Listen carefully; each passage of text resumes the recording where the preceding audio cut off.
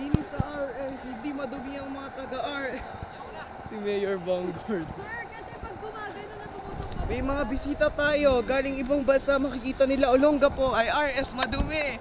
Madumi, linisin yan, may ESMO tayo, si Ate Kati at mga ini para mag-linis, pero tulungan natin sila. Na Bonggord doon eh. Video ko ka ma-upload yun, kinurse ko si Bonggord doon. Tignan mo, i-jump shot mo si Elwin. May Okay, jump shot.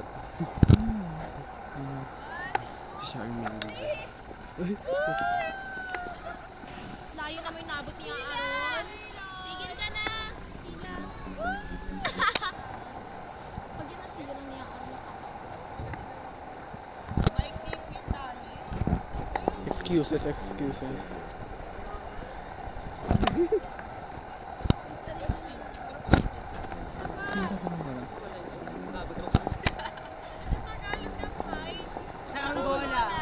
Guryon. Ang guryon.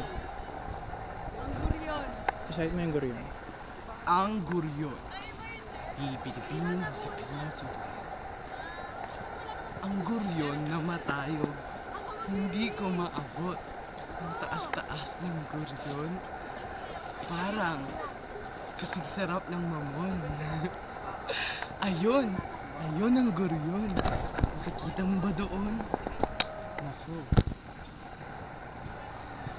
Di ko na alam ang susunod na guryon. Pero ang guryon ay mataas. Parang isang patatas. Hindi kasing taas ni Satanas. At